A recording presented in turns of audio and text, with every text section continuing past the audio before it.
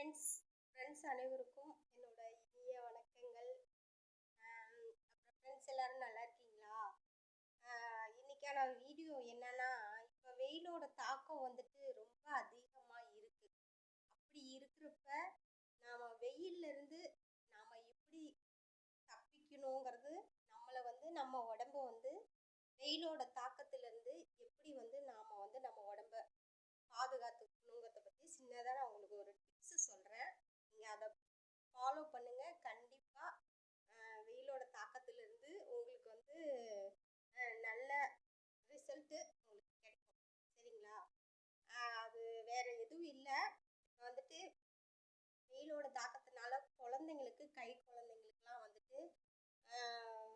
வேர்க்குரு, அடுத்தது கொப்பளம்லாம் நிறைய குழந்தைங்களுக்கு நான் பார்த்துருக்கேன்.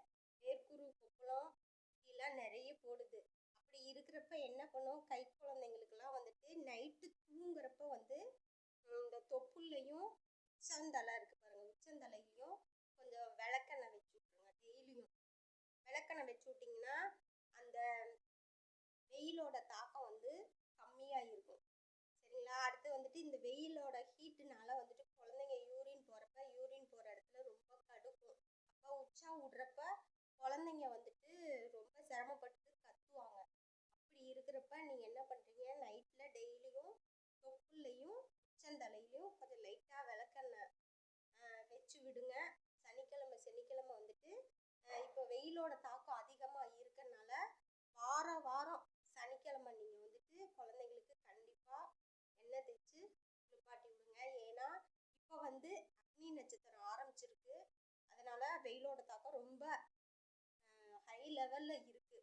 அப்படி இருக்கிறப்போ குழந்தைங்களுக்கு நான் சொன்ன மாதிரி இந்த விளக்கெண்ணெயை தொப்புள்ளையும் உச்சந்தலையிலையும் கை குழந்தைங்களுக்கு டெய்லி வச்சு விட்டுருங்க.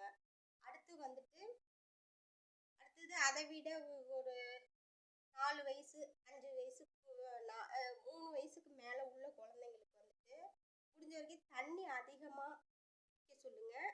அடுத்தது இந்த ஜூஸு, ஐஸ்கிரீமு, கூல் வாட்ரு இதெல்லாம் குடிக்கக்கூடாது. கூல் வாட்டர்லாம் அதிகமாக குடிக்கக்கூடாது.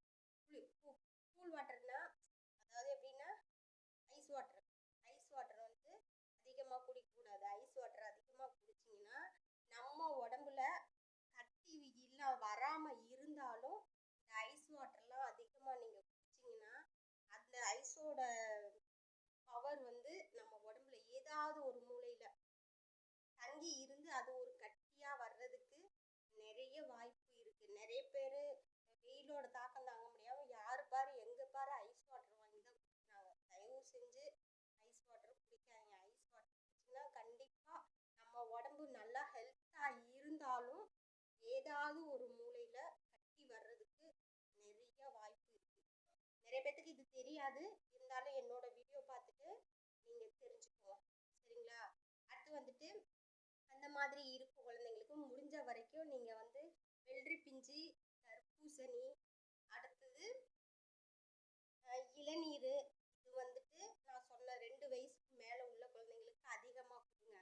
அடுத்தது நொங்கும் அதிகமாக வாங்கி கொடுங்க. நிறைய குழந்தைங்களுக்கு பாருங்கள் உடம்புல வேர்க்குரு நிறைய அள்ளி போட்டுருக்கும். அப்படி இருக்க குழந்தைங்களுக்கு இளநொங்கை வாங்கி அதோட தண்ணியை அந்த உடம்புல எல்லாம் தேய்ச்சி விட்டிங்கன்னா அந்த வேர்க்குரு கொப்பளம் அப்படியே பொரிஞ்சிடும். 2-3 நாள் தொடர்ந்து நீங்கள் பண்ணிங்கன்னா அந்த வேர்க்குரு கொப்பளம் அப்படியே பொரிஞ்சிடும். உடம்புல இருக்க ஹீட்டு அடங்கிடும்.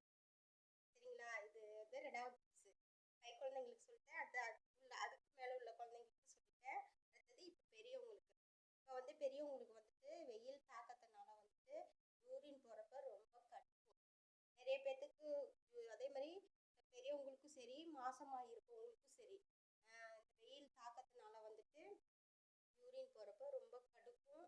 மாசமாக இருக்கவங்களுக்கு லைட்டாக சூட்டு வலியெல்லாம், அதாவது பிரசவமாகிற ஸ்டேஜில் இருக்கவங்களுக்கு சூட்டு வலியெல்லாம் வர்றதுக்கு நிறைய வாய்ப்பு இருக்குது. அப்படி இருக்கிறவங்களும் நான் சொன்ன மாதிரி நைட்டு தூங்குறப்ப அந்த தொப்புள்ளையும் அடி வயிற்றுலையும் கம்பல்சரி டெய்லியும் விளக்கெண்ணெய் தேய்ச்சி படுத்திங்கன்னா அப்போ அந்த சூட்டு வலி வராது. சரிங்களா? 10 நாளைக்கு முன்னாடி பிறக்க வேண்டிய குழந்தை இப்போ வெயிலோட தாக்கத்தினால 10 நாளைக்கு முன்னாடியே பிறக்கும். அப்போ அந்த குழந்தைக்கு சரியான வளர்ச்சி இருக்காது. சரிங்களா?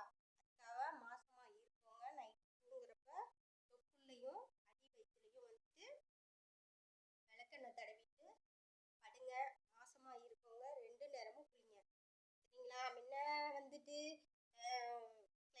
மாறி இருக்கும். அதனால் சுடுதண்ணி வச்சு குளிக்க சொல்லி ஏற்கனவே ஒரு வீடியோவில் நான் சொல்லியிருந்தேன்.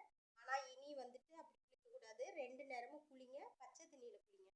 பச்சை தண்ணியில் குளிச்சிங்கன்னா நல்லா ஹீட்டை வந்து தணிக்கக்கூடிய சக்தி தண்ணி இருக்குது. அதனால் பச்சை தண்ணியில் குளிங்க. மாசமாக இருக்கவங்க தண்ணி நிறைய குடிக்கணும்.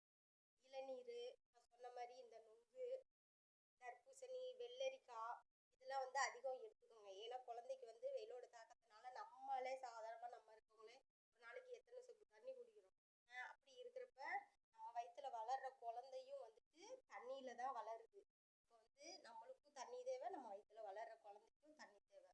அதனால் தண்ணி வந்துட்டு நிறைய தண்ணி குடிங்க. மாசமாக இருக்கவங்க அதிகம் வெயிலெல்லாம் போகாதீங்க. எங்கேயும் போகிற மாதிரி இருந்தால் வெயிலுக்கு முன்னாடி காலையில் போயிட்டு வந்துடுங்க. இல்லையா வெயில் தாழ்ந்ததுக்கப்புறம் 3 மணிக்கு மேலே 4 மணிக்கு மேலே எங்கே இருந்தாலும் போங்க. வெயிலில் வந்துட்டு போயிட்டு மயக்கம் போட்டு வரலாம். ஒரு சிலருக்கு ப்ரெஷர்லாம் அதிகமாக இருக்கும், ஒரு சிலருக்கு சுகர் அதிகமாக இருக்கும். அப்படி இருக்கவங்களுக்கு வெயிலோட தாக்கம் வந்து சிலருக்கு தாங்காது. அப்போ வந்து மயக்கம் வர்ற மாதிரி இருக்கும், மயக்கம் வந்து கீழே விழுந்துருப்பாங்க. அதனால் முடிஞ்ச வரைக்கும் வெயிலில் வந்து வெயில் டயத்தில் வெளியில் எங்கேயும் போகாதீங்க. வெயில் தாழ்ந்து போயிட்டு வாங்க. சரிங்களா? அடுத்தது வந்துட்டு பெரியவங்களுக்கே நிறைய பேத்துக்கு பாருங்கள் யூரின் போகிறப்ப யூரின் போட இடத்துல வந்துட்டு அப்படியே கட்டுங்களா. அப்படி இருக்கவங்க என்ன பண்ணுறீங்கன்னா வாதனா மரம்னு ஒரு மரம் இருக்குது, வாதனாந்தலை. அந்த தலையை வந்துட்டு பறிச்சுட்டு வந்து உங்களுக்கு தெரியலன்னா கூகுளில் சர்ச் பண்ணுங்க, அப்போ வரும். அந்த தலையை பறித்து இளந்தலையாக பறித்து கசக்கி நைட்டு தூங்குறப்ப என்ன பண்ணும் தொப்புள்ள அப்படியே அமுத்தி வச்சிடணும். ஒரு 2-3 நாளைக்கு தொடர்ந்து வாதனாந்தலையை பறிச்சுட்டு வந்து கசக்கி தொப்புள்ள வச்சோம்னா அந்த நீர்க்கடுப்பு வந்து மாறிக்கும். அடுத்து உடம்புல இருக்க சூடும் குறையும். சரிங்களா? பெரியவங்களுக்கு சின்னவங்களுக்கு தான் சொன்ன விளக்கெண்ணெய் வைக்கணும்னு. அதே மாதிரி பெரியவங்களும் அதே மாதிரி வைக்கலாம். தலையில் விளக்கெண்ணெய் வைக்கலாம், தொப்புள்ளையும் விளக்கெண்ணெய் வைக்கலாம்.